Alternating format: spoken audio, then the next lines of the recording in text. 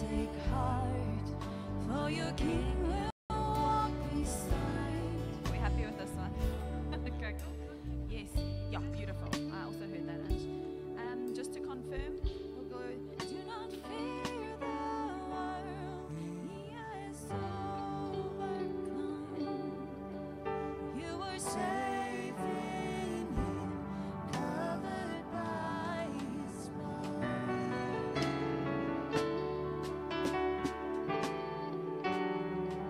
One more.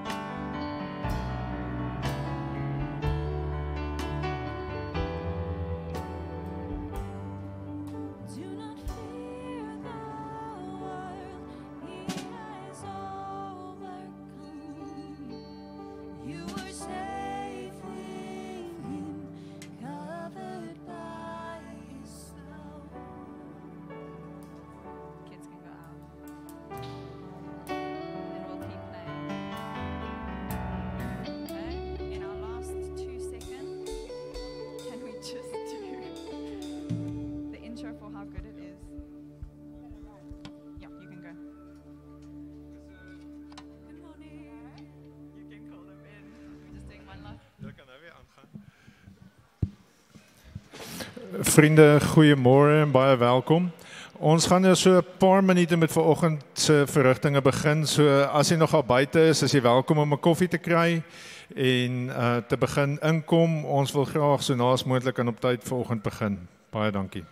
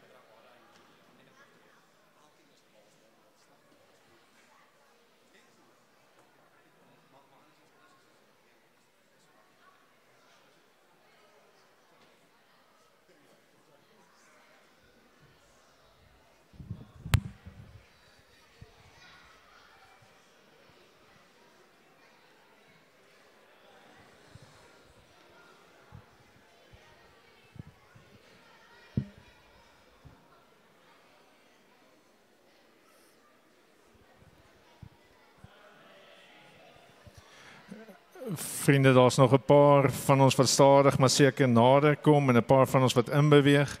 So ek gaan nog net vir mense 'n kansie gee om te kom sit en dan sal ons begin.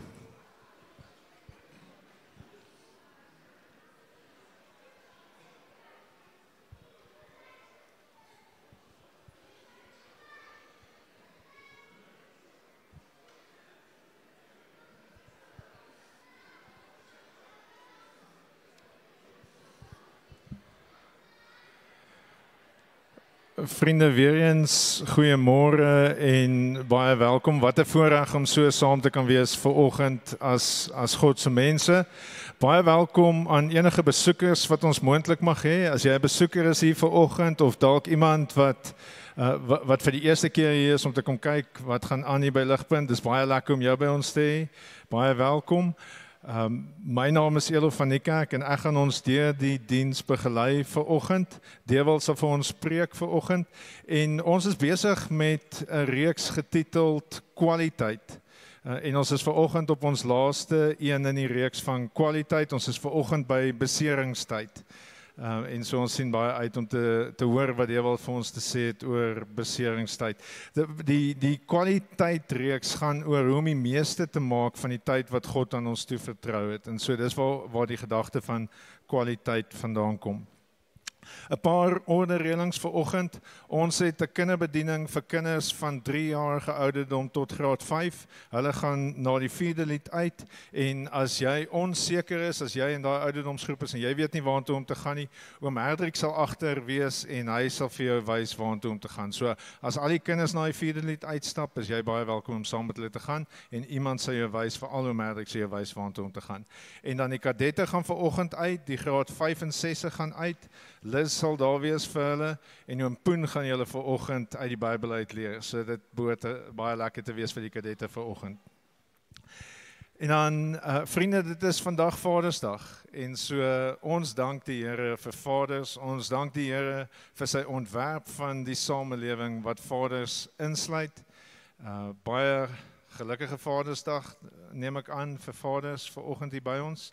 Ek gaan in 'n oomblik bid en dan sal ek vir ons vaders bid, want ek dink dit het ons meer nodig as geluk.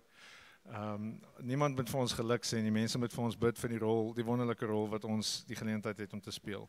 Vriende, kom ons bid saam en kom ons vra dat die Here ons genadig sal wees, soos wat ons in sy naam vergader. Kom ons bid saam. Vader, ons dankie vir vanoggend, ons dankie vir die voorreg om so as die mense by mekaar te wees. Dankie dat U omgee, Vader. Dankie dat U 'n plan met elkeen van ons het en graag vanoggend met elkeen van ons wil ontmoet. Vader, ons bely dat ons harte nie noodwendig heeltemal in die oomblik is nie. Ons is waarskynlik 'n klein bietjie angstig of 'n klein bietjie op 'n ander plek of 'n klein bietjie onrustig. En so ons wil U vra om ons rustig te maak. Ons wil U vra om deur die Gees in ons harte te werk en ons harte stil te maak en ons ore oop te maak en ons ontvanklik te maak vir die evangelie, vir U boodskap van liefde en geregtigheid en genade. En so Vader, ons pleit by U, wees ons genadig vanoggend soos wat ons U naam ontmoet en bou ons op, Vader, bou ons op in die geloof en vertroos ons en versterk ons vanoggend. Ons vra dit in Jesus se wonderlike naam. Amen. Vriende, ons ontmoet vanoggend hierso as mense wat redelike gejaagde lewens lewe. Ek dink die lewe eis sy tol van ons en ek dink baie van ons voel baie keer die knyp van die lewe. Ons voel die seer. Ons is in die stryd baie keer, maar ons weet dinge is nie heeltemal soos wat dit moet wees nie. As ons eerlik is, dan sukkel ons waarskynlik met ons omgewing, ons sukkel met ons eie harte en ons sukkel net baie keer. En as dit jy vanoggend is, as jy op enige manier sukkel vanoggend, wil ek jou graag herinner van die evangelie, die goeie nuus, dit wat ons almal wat vanoggend hier is, op dieselfde plek bring. Die evangelie is soos die groot gelykmaker vir almal wat vir God ken. En so Tim Keller verduidelik die evangelie so en ek gaan dit vir ons lees. Ek dink dit sal hier bo vir ons opkom. Hier is wat Tim Keller sê: The gospel is, we are more sinful and flawed in ourselves than we ever dare believe. Yet, at the very same time, We are more loved and accepted in Jesus than we ever dared hope. Wat 'n wonderlike nuus. Selfs al is ons nie waar ons wil wees nie. Selfs al is ons nie eens bereid om aan onsself te erken die dinge waarmee ons sukkel nie. God weet dit. God weet dit. Hy ken ons en hy is lief vir ons. En Jesus is ons veilig by God. En so, wie ook al jy is vanoggend, waar ook al jy is vanoggend, welkom. Jy is welkom. Jy is welkom vanoggend hier en God verwelkom jou in sy teenwoordigheid in deur sy seun se opoffering aan die kruis vir ons sondes. En so kom ons prys God wat ons gemaak het, wat vir ons redding bied en wat vir ons lief is. Kom ons prys hom saam soos wat die musiekspan ons lei. Goeiemôre julle, kom staan, sing saam.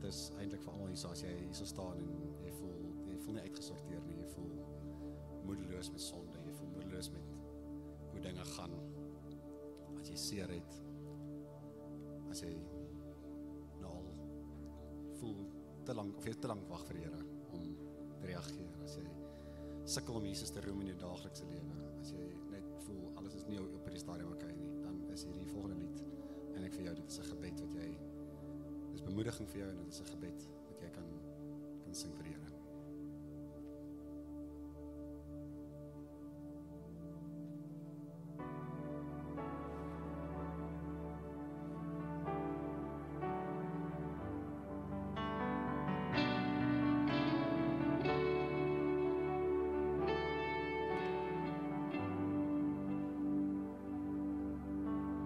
Broken one, take heart, for your King has entered in.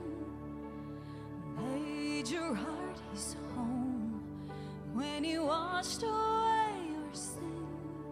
And in the darkest day, know your shame is all gone. When he looks at you, God will see his Son. At the throne of grace, he says, sinner, come.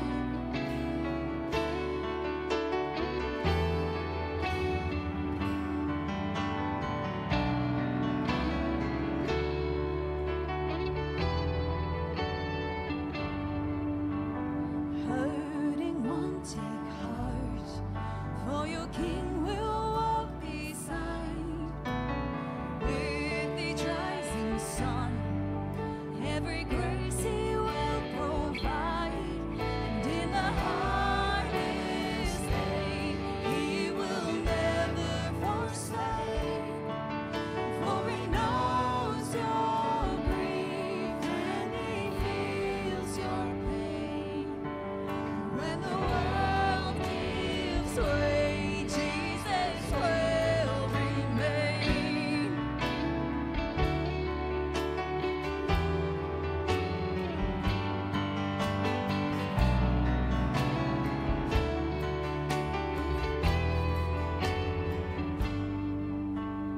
Waiting one, take heart, for your King will soon return.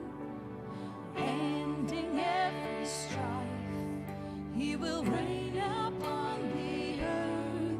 And in the longest day, know the victory is won. Do not fear the world, he has overcome. You are safe in him, covered by his love.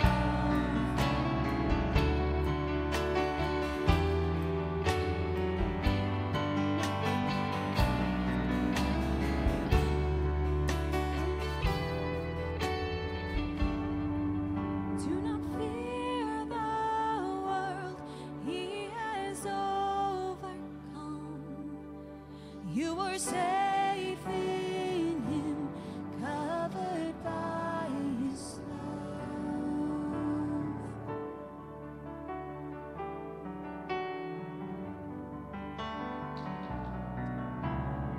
Amen. Baie dankie. Julle kan sit en die kindertjies kan uitbeweeg na die klas toe.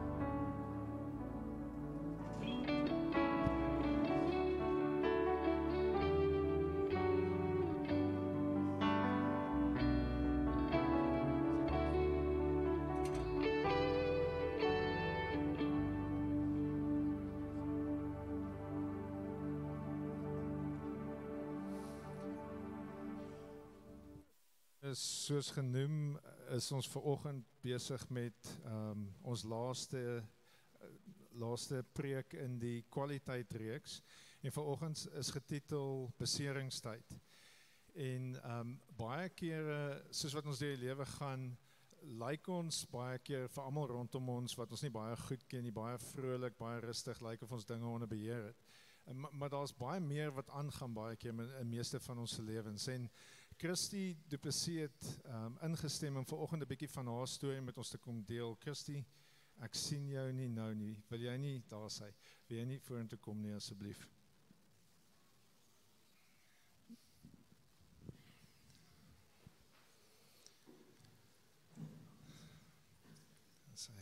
Dankie Christy, welkom hierso. Dankie dat jy bereid is om 'n bietjie van jou storie met ons te kom deel vanoggend. Ek dink meeste mense sal jou gesig ken van voor in die band wees en jy lyk altyd so vrolik en jy lei ons so mooi in die musiek, maar daar's meer tot jou storie as dit wat mense baie keer sien. En so wil jy nie bietjie vir ons vertel van die dinge wat jy in die laaste paar jaar beleef het? Om ons te help en te bemoedig, asseblief. Gerus Elof, baie dankie. Ek het so 4 jaar terug het ek Pretoria toe getrek. Maar voor dit is ek gediagnoseer met uitbranding en in die vorm van geheueverlies en baie swakheid in my liggaam, so ek het gesukkel om te loop. En dit het my 6 maande gevat in die Kaap dis waar ek oorspronklik was en my 6 maande gevat om te herstel en toe ek sterk genoeg is, het ek besef maar ek gaan ook my werk moet bedank. Dit was gelukkig in COVID, so ek het my werk bedank en en ek moes besef maar ek gaan 'n lewe, ek gaan in 'n ander rigting in moet gaan, ek gaan 'n keuse moet maak wat ek gaan doen. Ja.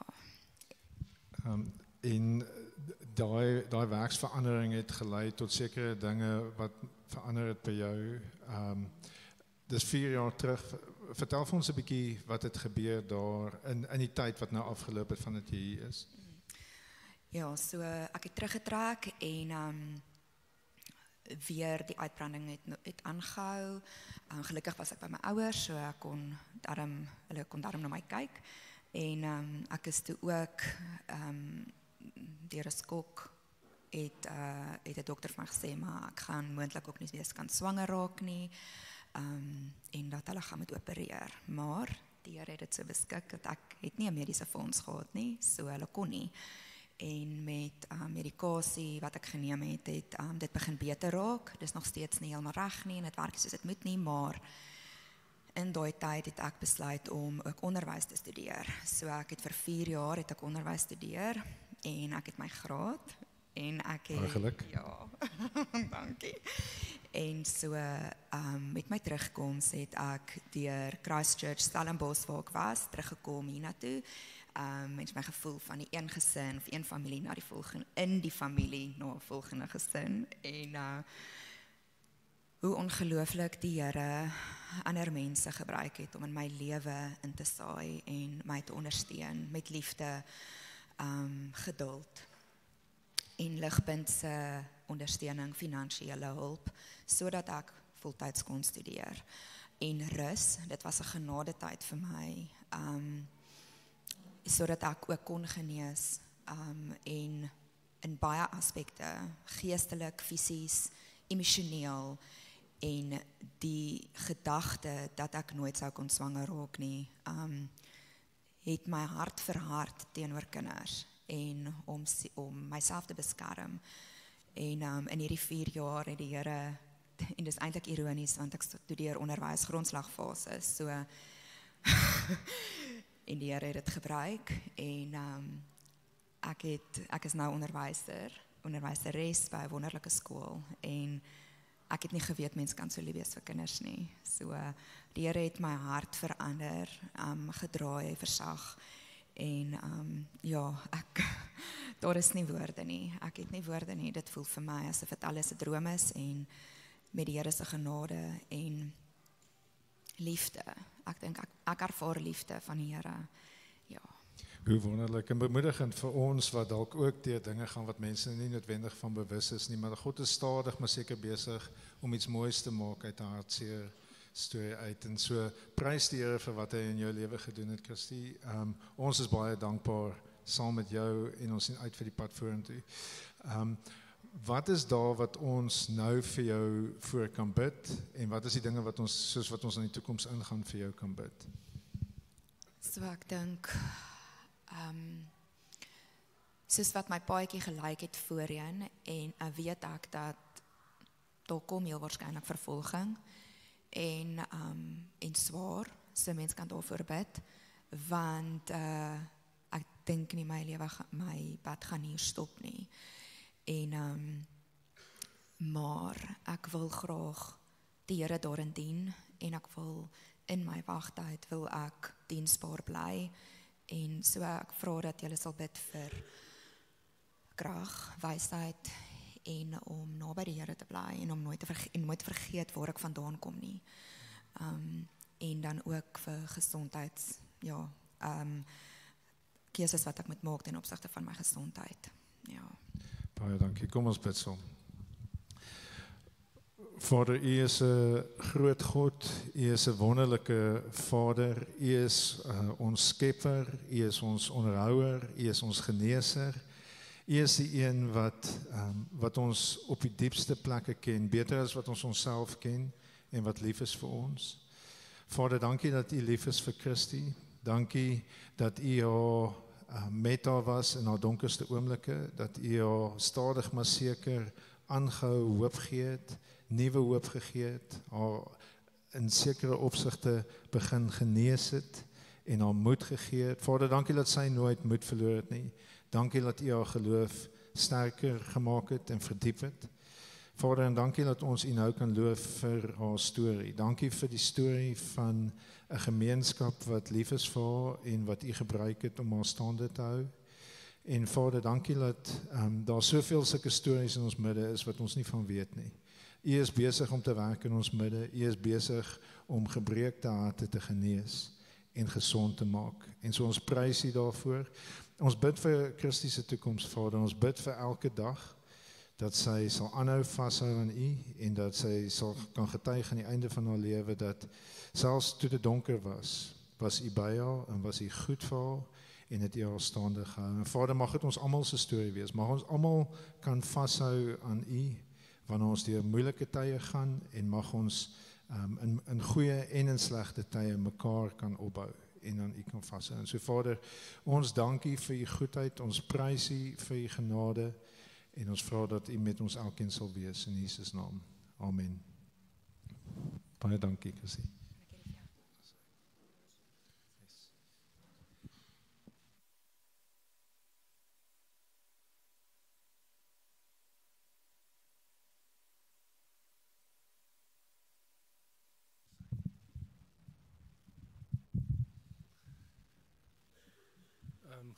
Goeiemôre. Ons gaan 3 baie kosbare versies saam lees uit 2 Korintiërs hoofstuk 1 van vers 2 tot vers 4. Lees saam met my. Genade en vrede vir julle van God, ons Vader en die Here Jesus Christus. Lofwaardig is die God en Vader van ons Here Jesus Christus, die Vader van barmhartigheid en God van alle bemoediging. Hy bemoedig ons in al ons verdrukkings, sodat ons die wat in allerhande verdrukkings verkeer, kan bemoedig met die bemoediging waarmee ons self deur God bemoedig word. Tot sover.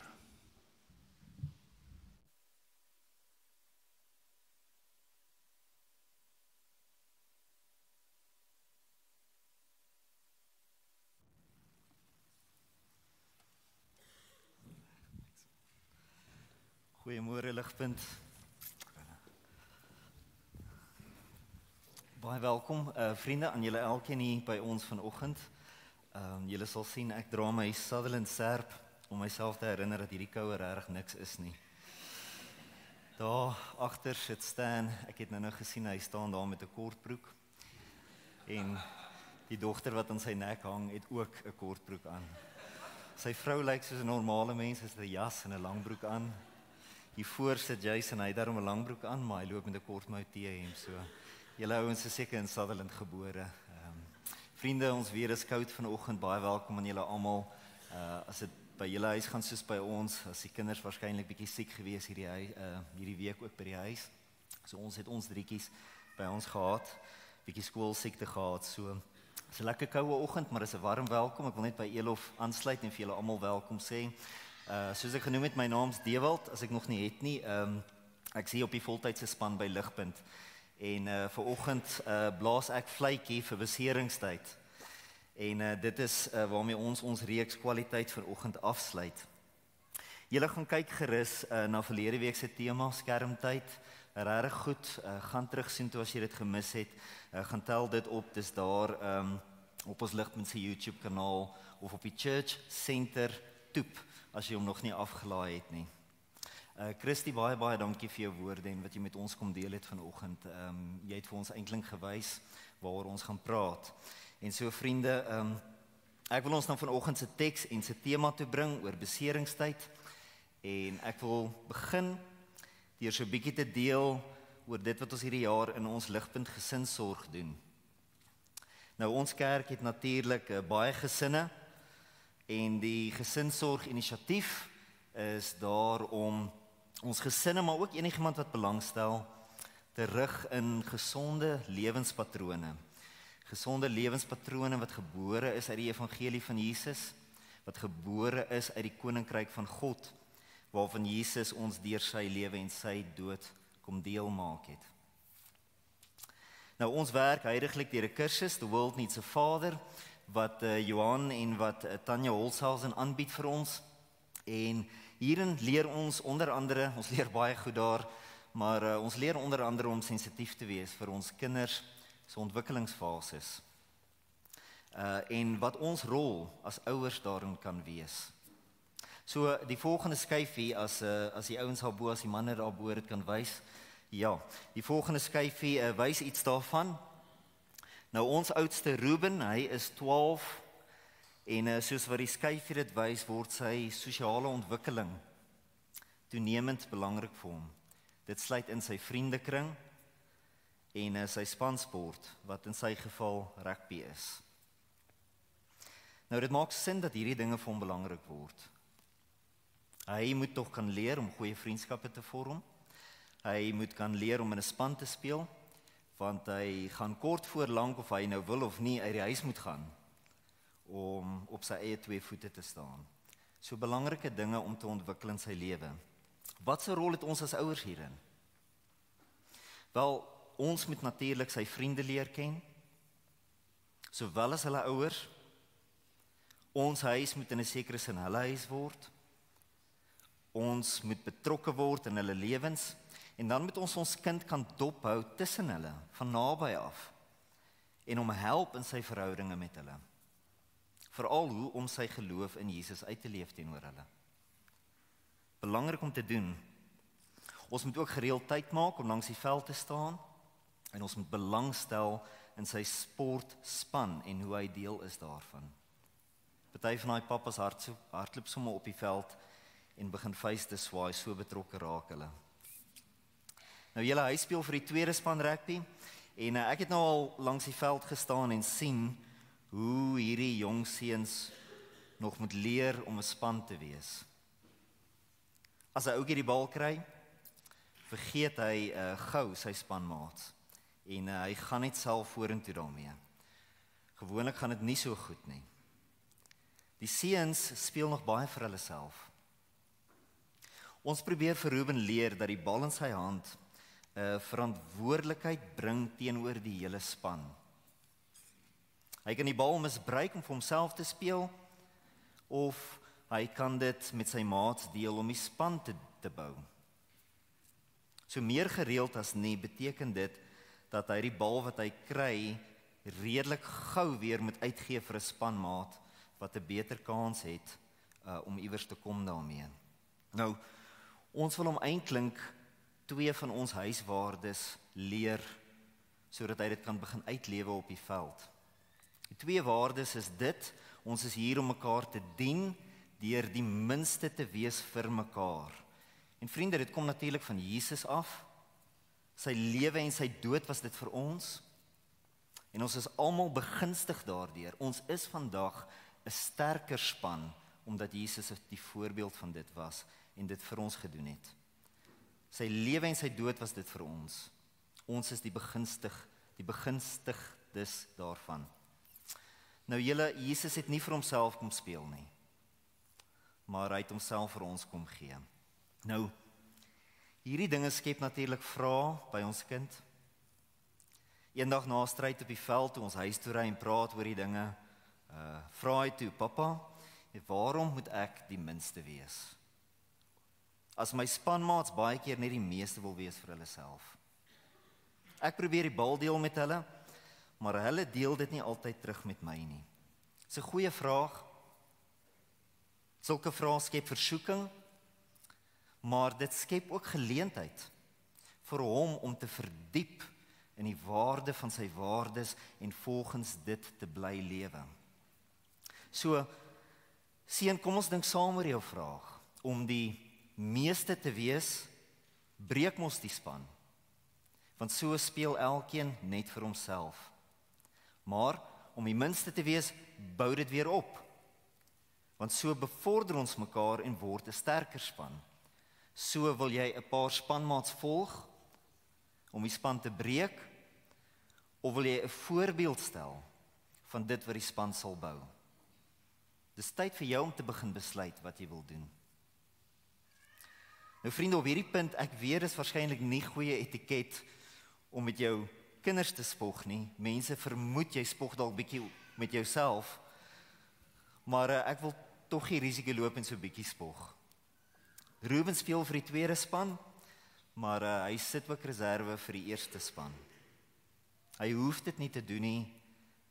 Ons is bekommerd oor die druk wat dit op sy tyd sit, want nou is die middag nog langer en moet hy nog langer daar bly en hy het ander dinge ook om te doen.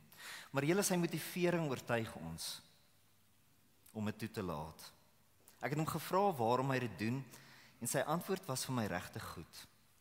Want pappa, ek wil daar wees vir ons skool se eerste span in beseringstyd. Dis al motivering wat hy het vir dit. En vriende, dit is waar vanoggend se tema en teks gaan. Om kerk te wees is onder andere om daar te wees vir mekaar in beseringstyd. Ons het een middag na 'n stryd op die veld saam met die ander ouers en saam met die afrigters om die seuns gestaan en bid. Die afrigter se eerste woorde was: "Dankie Here dat daar vandag nie ernstige beserings was op die veld nie." Julle, ons kan elkeen dankbaar wees dat hierdie ou lewe nie aldag net vol beserings is nie. Daar is dae waar dit regtig goed gaan met ons. Maar dan is daar tye waar dit wel so is. En wat beteken kerk wees dan? Het ons tyd vir beserings op die veld? En dit bring ons na ons teks toe, julle.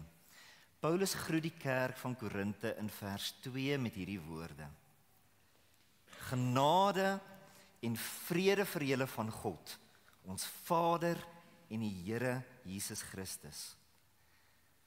Dit is tipies nie hoe ek die kerk groet nie. Ek skop gewoonlik af met goed en jy. En dan moet die ander persoon daai bal vang en speel. Nou ek verstaan dat ons nie regtig op 'n Sondagoggend mekaar kan vertel hoe dit met ons gaan nie. Ons wil mekaar die morsige details van ons lewens spaar op 'n Sondagoggend, se geskarrel. Maar julle, dit genoem, moet ons ook waak daarteen dat goed en jy nie die deurslaggewende kultuur van ons kerk word nie. Want dit is onrealisties, die lewe werk net nie so nie.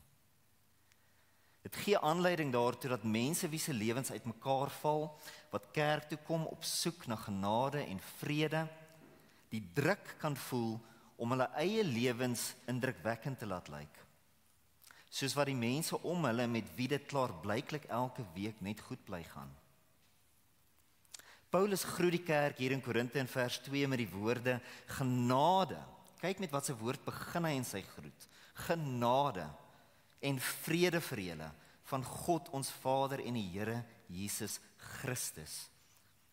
So een ou het so hieroor geskryf, ek gaan dit sommer net vir ons lees. It was hard for the churches to hear these words. Every fiber of their Corinthian bodies screamed at them that life was about climbing the ladder of honor, respectability, and financial security. This has a very modern ring to it. But Paul impresses on them that life isn't so much an upward march to recognition and prestige as a downward slide through opposition and disgrace. But as we slide together, we also find mutual strength and encouragement in our God. So vriende, wat my meer gaan beïndruk, is nie hoe goed dit altyd met jou gaan nie. Ek sukkel om daarmee te identifiseer. Wat my meer gaan beïndruk, is hoe God se genade en God se vrede in jou lewe na vore begin kom, waar jy self seer het. Want dit kan my regtig help. Ons gaan nie noodwendig op 'n Sondagoggend, jy weet dit als kan raakvat, soos wat ons mekaar hier in die verbygaan probeer groet nie. Maar ons wil ook tog seker maak dat ons kerk genoegsame ruimte skep vir mense om mekaar so te leer ontmoet. Dis belangrik. Die Here Jesus het sy lewe moes gee om vir ons elkeen se sonde te betaal. So hoe indrukwekkend kan ons elkeen se lewens nou regtig wees? Iemand moes vir ons elkeen sterf. Wat wel indrukwekkend is dat hy dit vir ons elkeen kom doen het. Hy het in ons seerplekke saam met ons kom staan met die belofte dat hy ons Here en Christus sal wees, wat ons elkeen deur ons eie beseringstyd sal bring. Wat ons in verhouding kom bring met God as ons Vader, vol genade vir ons. Wat slapeloos ywer vir ons uiteindelike vrede. Dit is wat ons lewens meer indrukwekkend maak. Dit is wat ons het om met mekaar te deel, eerder as net die goed en jy, waarvoor ons baie keer setel. Nou julle, hierdie bemoedigende woorde waarmee Paulus die kerk groet, haal eintlik die druk van ons af om mekaar die heeltyd te moet oortuig hoe goed als met ons gaan. Wanneer dit net nie so is nie. Ons het iets veel beter. Ons het die bemoediging dat ons beserings mettertyd sal getuig van God se genade en se vrede wat werk in ons. En dit is die beter kerk wat ons kan wees. So kyk na vers 3, hoe Paulus bou op hierdie groet. Daar skryf hy verder, lofwaardig is die God en Vader van ons Here Jesus Christus, die Vader van barmhartigheid en God van alle bemoediging. So die gedagte hier is dat God in jou lewe betrokke wil wees as 'n pa wat barmhartig is teenoor sy kinders. Hy wil jou nie kom gee wat jy verdien nie. Hy wil jou kom gee wat jy nodig het as 'n kind van God. Dit is wat sy barmhartigheid beteken. Selfs al is jy plat op die veld met 'n besering weens jou eie toedoen, vol skaamte, skande, vernedering, is God nie daar om jou oor die kop te kom slaan daarmee nie, maar om jou deur dit te help. Dit is sy verbond met ons deur die bloed van sy seun. Dit is die gegewe soos wat ons oor God dink. Dit is ons God. Hy is die Vader van barmhartigheid. Hy word ook genoem die God van alle bemoediging. Nie party, sommige, effens, ietwat bemoediging nie. Alle bemoediging. Met ander woorde, daar is geen besering in jou lewe. Of dit nou is weens die vratsigheid van die lewe, of dit is weens iemand anders se toedoen of deur jou eie toedoen, daar is geen besering in die lewe wat God nie in staat is om te bemoedig nie. Dit is 'n baie groot stelling hierdie. Hy is die God van alle bemoediging. Hy kan jou bemoedig met elke besering wat jy het. Hy sien kans vir alles in jou lewe, selfs wanneer jy self nie altyd kans sien vir dit nie. So vriende, weer eens, haal dit die druk van ons af om in hopeloosheid ons beserings te moet versteek, terwyl ons almal probeer oortuig hoe goed dit met ons gaan. Ons het 'n beter manier wat ons kan leef. Dit doen eintlik niemand op die veld goed as jy die spel wil aanhou speel asof niks fout is. Almal kan sien jou linkerbeen is nie meer op jou lyf nie. Maar jy probeer jouself en almal oortuig, ek is okay, gee my daai bal, ek gaan hardloop met hom. Dit doen niemand op die veld goed as jy die spel wil aanhou speel asof niks fout is, terwyl jy eintlik met ernstige besering sit nie. En dis ook gevaarlik vir jou, want om aan te hou speel asof niks fout is, kan jou groter beserings laat opdoen. Die gedagte met Paulus se woorde hier in vers 3 is dat God vir jou, vir my en vir ons elkeen beseringstyd gun. Niemand draf uit op die veld met die hoop dat vandag sy beurt gaan wees vir beseringstyd nie. Anders daag jy net nie op vir die spel nie. Maar mettertyd kry elkeen op die veld tog sy beurt.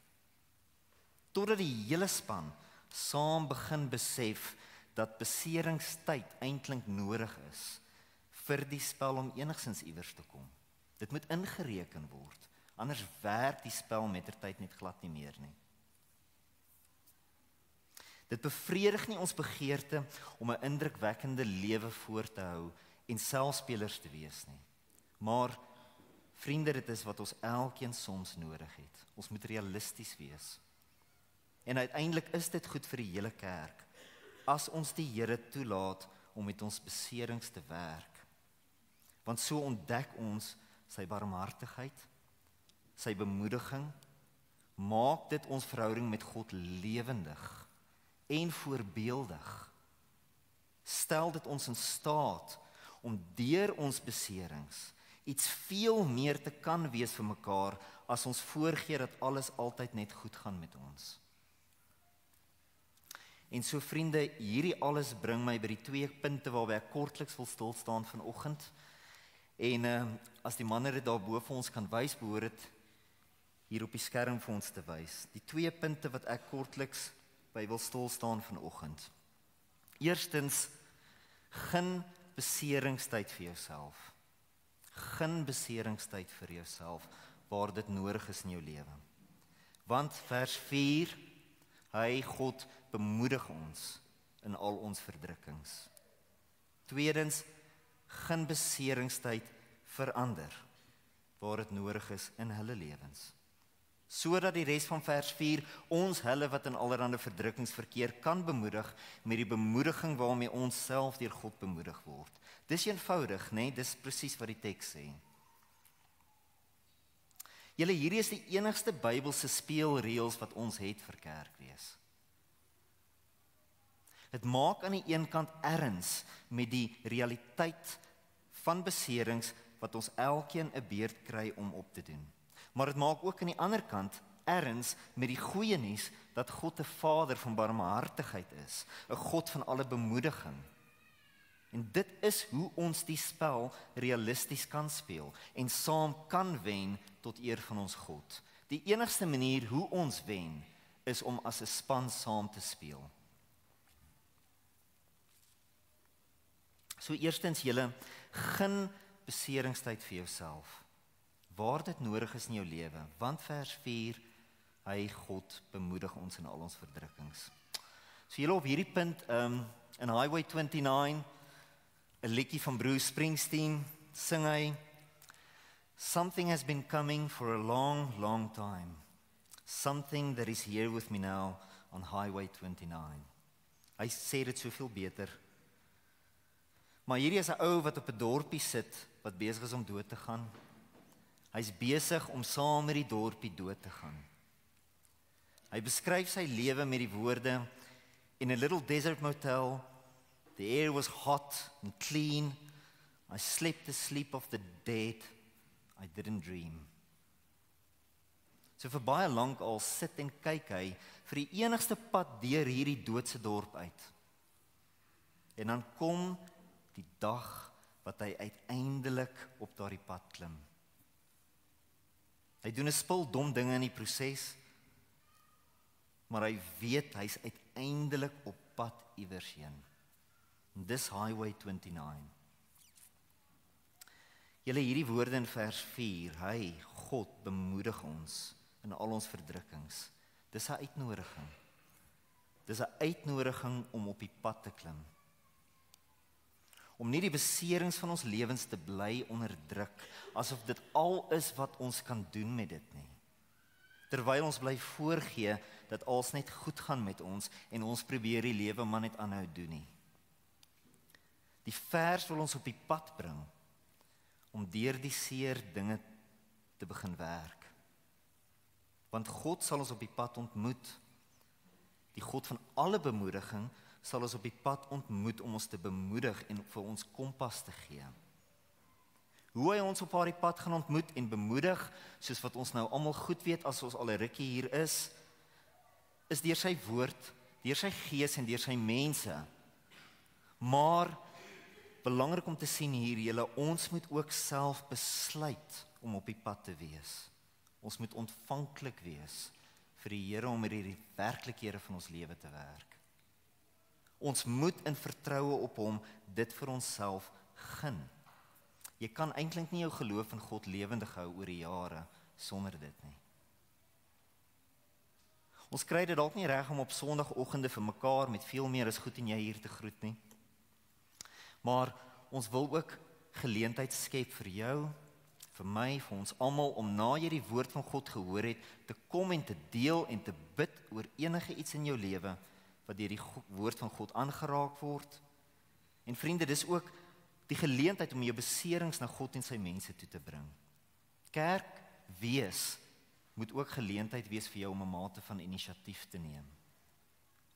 Om jou lewe te bring. Moet nie te bang wees daarvoor nie. Gun dit vir jouself waar dit nodig is vir jou. Want dit is iets wat God vir jou en vir ons almal gun. In ons Ligpunt gesinne lees ons die Bybel saam en ons vertel mekaar wat daar staan. Dis goed so. Maar julle, in 'n sekere sin is dit net die voorgesprek. Die eintlike gesprek is hoe dit als in jou eie lewe inpraat. Ook die beserings wat jy ervaar. Gun jouself om iets meer van dit op die tafel te sit met jou vriende in die geloof. Die doel hier is nie om onnodige druk op enigiemand te sit nie, dis net 'n uitnodiging soos wat die tekste doen. Dis net 'n uitnodiging waar dit nodig is. Dit gaan dalk nie altyd so goed voel nie, veral nie as niemand daarop reageer nie. Maar ek wil sê volhard ook bietjie daarin. Want so stel jy 'n voorbeeld van iemand wat God se bemoediging soek in die realiteite van die lewe. Dit doen eintlik almal goed om dit te sien as 'n voorbeeld. In een van Bruce Springsteen se ander liedjies, julle kan hoor waarna ek deesdae luister, sing hy oor al die tipiese sê-goed wat mense in hulle verhoudinge vir mekaar sê. Dinge soos every cloud has a silver lining of the tough get going when the going gets tough. Een van my sê dinge vir die seuns is soms life is tough, get a helmet. Dis gewoonlik wanneer hulle moet uitgaan en 'n dier voer of hulle met 'n verantwoordelikheid optel en hulle reaksie daarop moet wees yes, sir, yes. Life is tough, get a helmet. Julle, dit werk glad nie met my vrou nie. Okay. Haar reaksie is gewoonlik look who's talking. Ja, al sê sy dit nie, altyd nie, kan ek sien, dit is presies wat sy dink. So, julle Bruce Springsteen sing oor hierdie goedjies in mense se verhoudinge. Maar as ek rad kan swaai, dan sing hy ook, but for you my best was never good enough. En julle, my vrou het so 'n paar weke terug op 'n meer ernstige noot dit onder my aandag gebring dat sy soms so voel in ons huwelik. Dat haar bydrae aan ons huis my nie tevrede maak nie. My best was never good enough. En dit maak haar seer. So, my reaksie daarop is om die Bruce Springsteen liedjies op te hou speel in die huis, wat sulke idees in my vrou se kop sit. Nee, maar in alle eerlikheid, vriende, sy's reg. Sy's reg. Ek kom baie keer uit 'n dag van probleme hanteer en sien dan net als as probleme in my huis.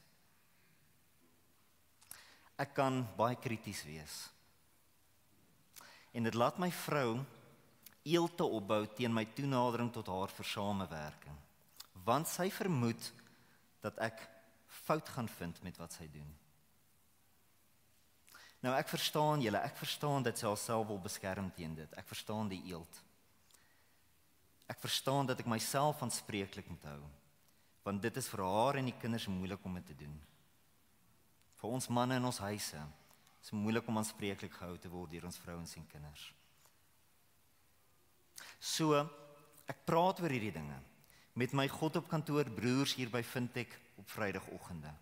Ons kom met ons wonde daarin en ons deel die lewe met mekaar.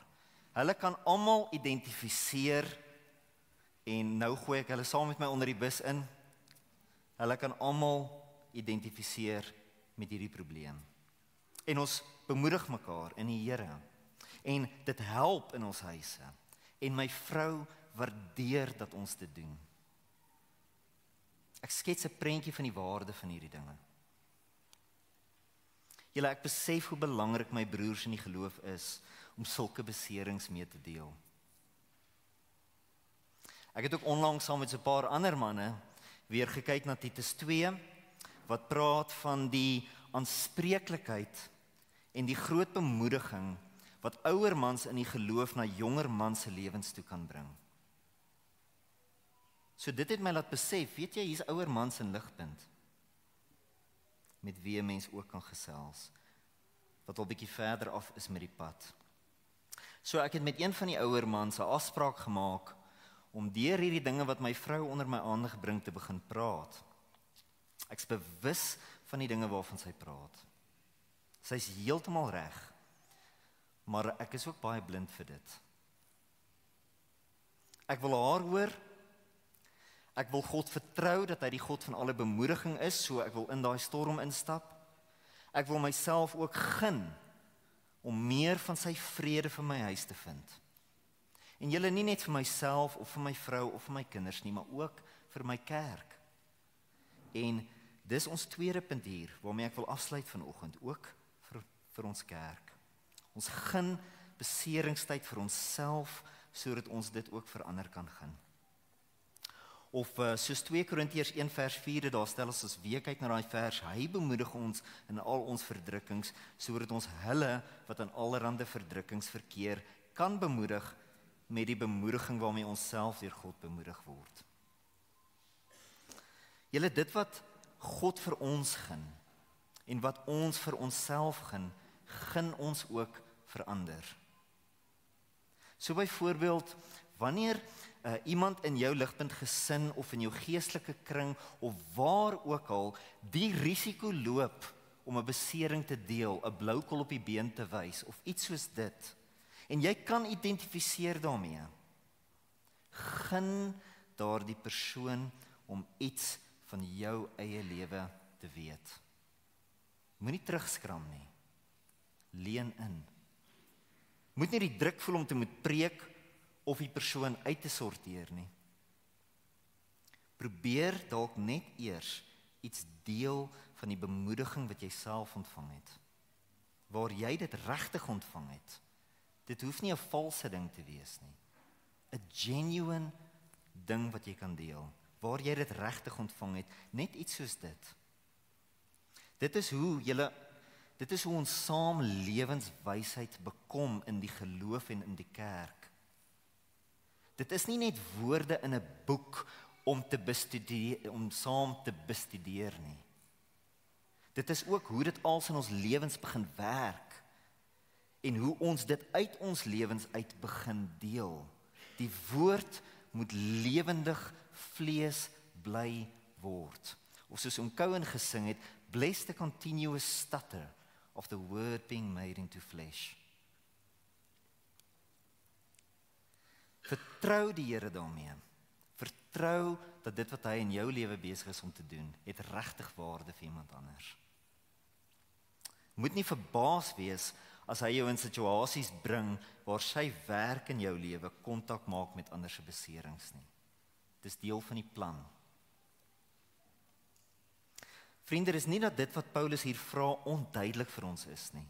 Dis net dat dit wat hy hier vra 'n mate van ontbloting van ons lewens na mekaar te vereis. Hoe gaan jy identifiseer met iemand anders se beserings as jy nie 'n mate van jou eie beserings ook op die tafel kan sit nie? Ons kan bang wees dat dit ons lewens minder indrukwekkend gaan maak vir ander. Maar dit gaan waarskynlik net iets van God se werk meer sigbaar en lewendig maak vir almal. En julle, dit is die klem. Dis die klem. Ons speel nie meer vir onsself nie, maar vir God wat mense wil red en sy kerk wil bou deur sy werk in ons. Ek is nie vanoggend net dankbaar vir Jesus nie. Ek is ook dankbaar vir elkeen wat vir Jesus volg en iets meer van Jesus na my lewe toe bring vanuit hulle eie lewens uit. En so julle, ek wil net op hierdie punt so oomblik stil staan om iets spesifiek aan te raak. 'n Toenemende hoeveelheid mense in ons gemeente het ernstige finansiële beserings. En dit skop baie onsekerheid, angste, vrese, rusloosheid, verslaanheid, ontvlugting, skerms, verlede week se skermtyd gaan kyk, bitterheid, onrus, kritiek, konflik, probleme, verwyte, blaam, gevolge, sondes en ongeloof op in ons huise. Dis nogal 'n probleem. Maar soos met skerms en met seksuele sonde, is finansiële probleme moeilik om te deel. Want ons moet, net soos die Korintiërs, welvarend wees, beter bly lewe, en ons eer is gekoppel aan ons sukses om vir niemand te las te wees nie, om ons eie potte te kan krap. Ek dink net nie daardie formule werk meer so lekker in ons ekonomiese klimaat nie. En ek dink nie ons ekonomiese klimaat gaan môre swaai nie. Dit is julle eerder ons interafhanklikheid wat ons gaan help om 'n sterker en meer gesonde kerk te bly wees. En of ons dit nou wil of nie, ons gaan mekaar waarskynlik meer en meer nodig kry, soos wat die probleme in die samelewing meer en meer druk ook. So ek het onlangs in Steve Farrar se boek Point Man, wat gaan oor man wees in jou huis, hierdie raak gelees. Dis 'n stukkie wat hy skryf oor sy pa, waar hy getuig van sy pa. Ek gaan dit net vir ons lees, julle, en dan gaan ek net dinge vinnig saamtrek hierop. When my dad was in his early 40s, he lost everything. Wiped out financially. He had to start all over. With 3 boys soon entering college. It's one thing to be at square one when you're 21. It's quite another when you're 43. I watched him as he saw everything he had collapse. He went from having assets to having nothing but liabilities. He went from a new spacious home to a small apartment. He literally went from a Cadillac to a Volkswagen. He went from being near the top of the ladder to the bottom. That's hard on a man. That's hard on a man. Every day when my dad got up, misery and disappointment were waiting for him. Most of us deal with the fear of failure, but my dad experienced it. I'm sure he was embarrassed and humiliated. That's how I would have felt. Maybe you know what that feels like. Perhaps even now you are going through similar circumstances. But you should know something about this catastrophe. My dad never stopped being an oak. Because of their mighty root system, oaks can withstand storms that uproot other trees. That might perfectly describe my dad. The great fighter, Joey Louis, once said, I don't like money, actually, but it quiets my nerves. But what do you do when the money isn't there? How do you quiet your nerves when one look at your checkbook opens the acid valve to your stomach? For as long as I can remember, my dad got up at 5:45 a.m. to meet with the Lord. That was a standing daily appointment he kept for decades. The very first thing he did each morning was pick up his Bible, worn and used, its margins full of notes and its pages frayed. I can remember several times as a little boy waking up early, going into the living room to see my dad kneeling in front of the couch with his Bible open in front of him. While it was still dark, he was talking to God. He stood tall and survived because he had a mighty root system. I've written about my dad for this reason, because it was a privilege to grow up in a home with an oak of righteousness. Nou, hy praat nog so 'n bietjie aan hier. Nou vriende, om eerlik te wees, ek sukkel om te identifiseer met 'n man wat so vanuit 'n gevestigde karakter standvastig kan staan in sy huis deur finansiële probleme. En ek wonder of Steve nie dalk sy pa so 'n bietjie inkleer nie.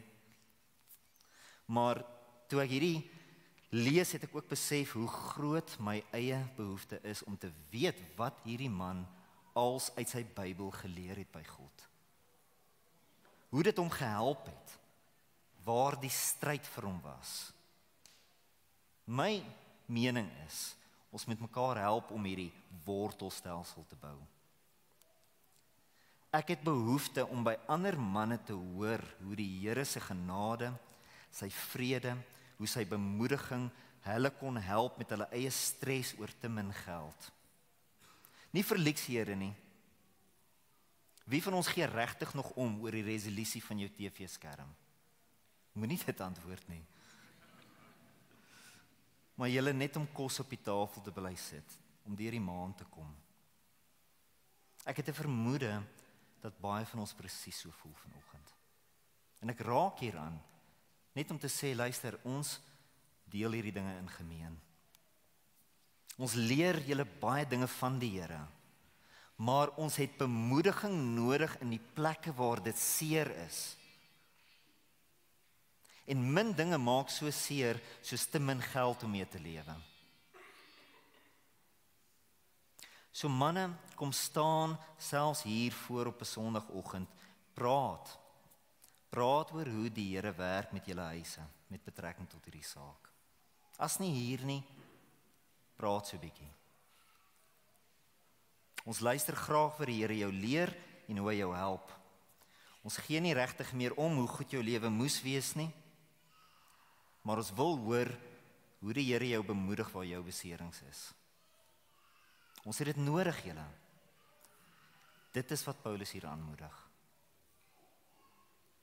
So julle, met dit als genoem, wil ek amper afsluit deur een laaste keer te spog, hierdie keer nie met een van my kinders nie, maar met ons kerk, want ek dink tog, ons mense maak ruimte, ons mense leer om ruimte te maak vir beseringstyd. Ek's dankbaar om deel van dit te wees. Dit maak 'n groot verskil in my eie huis. So julle, kom ons bly dit doen, kom ons doen dit nog meer, want jou lewe is 'n rowwe en 'n vuil stryd, wat ons gereeld plat sit op die veld, maar ons het ook die Here, wat ons beserings behandel, wat ons bemoedig, en ons na mekaar se lewens toe bring, om vir mekaar iets veel beter te beteken in die beseringstye van ons eie lewens. Dis 'n geweldige goeie, geseënde ding. Julle, laat ek hiermee eindig. As jy my na die tyd buite in die verbygaan sal vra hoe dit gaan, sal ek waarskynlik sê goed en jy. Ek's links, maar ek sal 'n regterhand uitsteek en sê, goed en jy. Moet nie dat dit jou flous nie. Ek spaar jou waarskynlik net, sodat jy ook by die huis kan kom na 'n Sondagoggend se geskarrel hier by ons en 'n preek wat te lank raak. So julle voor ek my voet beslissend gaan sit met goed en jy na hierdie samekoms, gaan ek vir ons net weer afsluit met Paulus se beter woorde. 1 vers 2. Hy sê genade. Genade en vrede vir julle van God ons Vader en die Here Jesus Christus. En hy nooi ons om uit die seerplekke van ons lewens mekaar te help om dit te ontdek. Baie bemoedigende ding. Vriende, ek bid vir ons.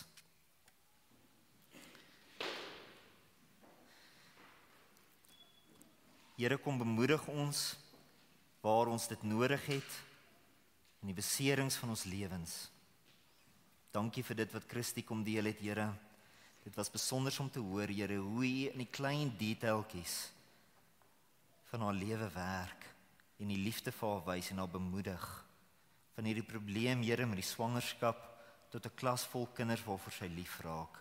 Here, hoe oortreffend is die bemoediging? Presies daar waar dit so seer is en waar ons so skaam kry en waar ons so verslaan voel. Here, ons het soveel om mekaar te bied, soveel om mekaar te offer.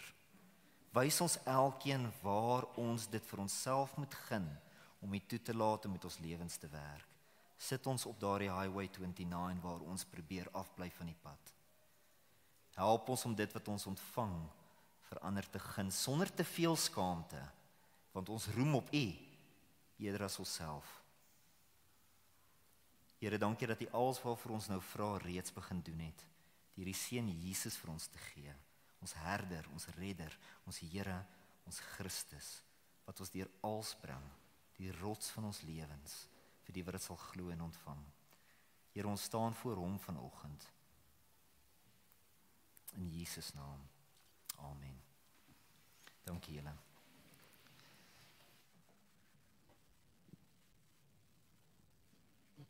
Dankie Dewald. Kom ons staan, sing ons die laaste lied saam.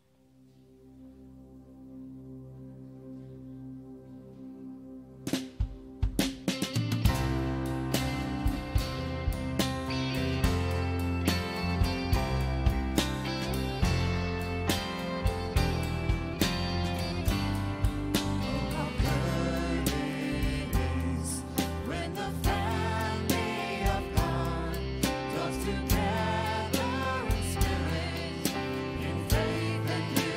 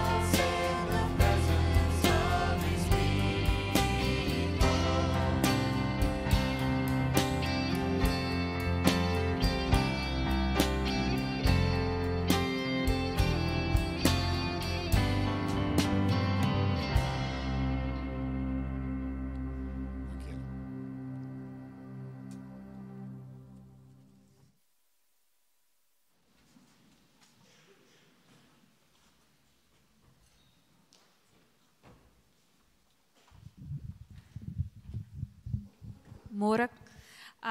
Vir die wat jy weet, ek is Jolandi en op hierdie oomblik eet, slaap en drink ek Ligpuntjies vakansieprogram. So ek wil julle vanoggend net aanmoedig. Julle sou hierdie op julle stoele gekry het. Dit is ons jaarlikse Ligpuntjies vakansieprogram wat in die laaste week van die Junie-Julie vakansie plaasvind. Daar is 'n QR-kode wat jou na die Church Center app toe vat, maar as jy sukkel om te registreer, asseblief, ons help daar buite vanoggend, langs die kontakpunttafel, sal ons daar wees om te help, maar ek wil julle ook aanmoedig, dit is 'n wonderlike evangelisasie geleentheid, so as julle kinders skoolmaatjies het, of julle het niggies en neefies wat in graad R tot graad 5 is, asseblief nooi julle om saam met ons te kom, die tydjie saam te geniet, en dieselfde as die oumas en oupas is, met kleinkinders, wat in graad R tot 5 is, asseblief, nooi julle en kom praat met my, as julle sukkel met die app, dan maak ons 'n plan. So ek wil net vir julle sê, maak seker die eerste 3 weke van die vakansie, kry julle genoeg rustyd, familietyd, gesindheid, want na die laaste week is dit net speeltyd, hoor. Lekker Sondag.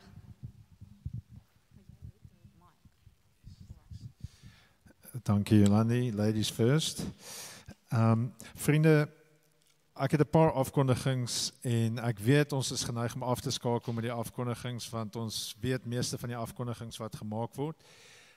Ek het 2 afkondigings wat ons nie weet nie, wat uiters belangrik is. Die eerste een is volgende week is ons Career Day.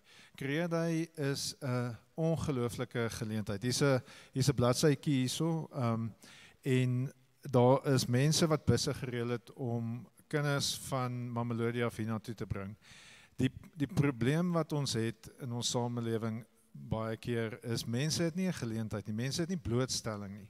Hulle weet nie watter vakke om te neem nie, hulle weet nie hoe lyk verskillende beroepskeuses nie, hulle verstaan nie want hulle het nie blootstelling nie, want in baie huise in Mamelodi is daar nie ouers wat vir hulle die blootstelling kan gee wat nodig is nie. En so volgende naweek met die Career Day is daar 'n geleentheid vir jou om 'n kind se wêreld oop te maak, om sy horisonne te verbreek. Wat ook al jou beroep is, jy het 'n kans om iemand te help om sy horisonne te verbreek, om 'n loopbaankeuse te kan maak om in 'n rigting te begin werk. En so daar's nog 'n geleentheid vir jou om betrokke te raak. Jy sal sien op hierdie appelkoos dingetjie is daar klomp verskillende rigtings wat hulle nog mense se hulp in wil hê. En so selfs al is jy kan jy dalk nie iets vir iemand kom vertel van 'n loopbaan nie, want jou vrou is klaar die ingenieur en sy gaan met hulle praat oor ingenieurswese.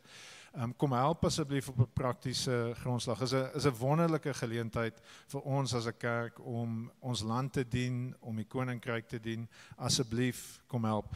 Die ouens wat reeds opgeteken het vir die Career Day gaan na die tyd hier ontmoet met Anshin, dat sy die detail deur hulle kan gesels. Maar kom asseblief ook hiernatoe as jy op enige manier betrokke kan wees volgende Saterdagoggend. Kom gesels met haar, kom gee jou naam vir haar en dan maak ons 'n verskil. Dan maak ons 'n daadwerklike verskil in ons land volgende week. Dis die eerste belangrike afkondiging. Die tweede ding is, ons is nou klaar met ons kwaliteitreeks vir nou. Ons gaan volgende week gaan ons terug Exodus toe en ons begin met ons Heilige Nasie reeks. So in Exodus 19 tot 24 gee God vir sy mense die wet om te weet hoe om te lewe as sy mense. En so, dis 'n aantreklike ding om God se mense te wees, om op sy manier te lewe, en dit is 'n lig vir die nasies. En so, wat ons graag wil doen, is, ons wil graag, vir ons onthaalwe, vir ons as 'n kerk se onthaalwe, wil ons 'n sendings-IK-toets uitstuur. Dis 'n anonieme toets. So, ons wil door die app 'n sendings-IK-toets uitstuur, om waar ons staan ten opsigte van sending, te verstaan. Hoe verstaan ons sending? Hoe verstaan ons om God se heilige mense te wees?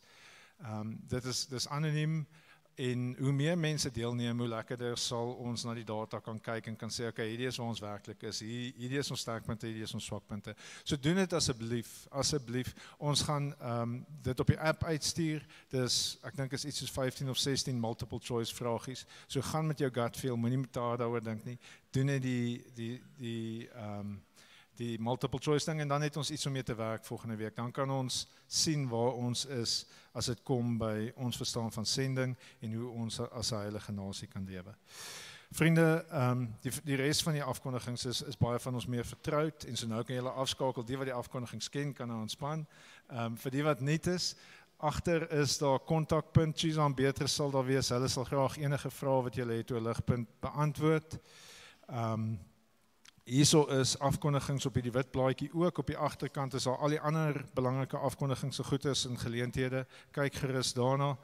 En laastens, Dewald het met ons gepraat vanoggend op 'n manier wat mens nie gewoond is nie. Hy was dapper genoeg om sy seerplekke met ons te deel, om ons te bemoedig. Christie het dieselfde gedoen.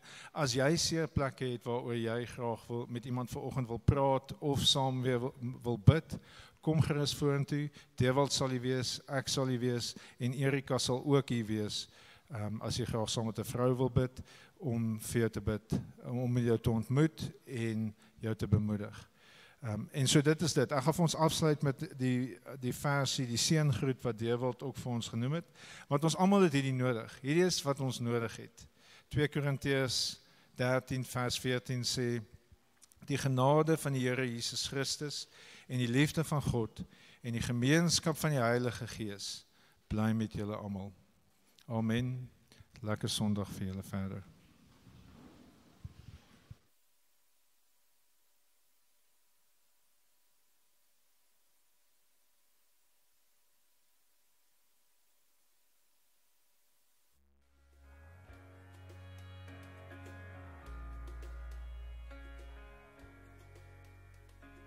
Nobody's ever quite ready, but they all take the ride.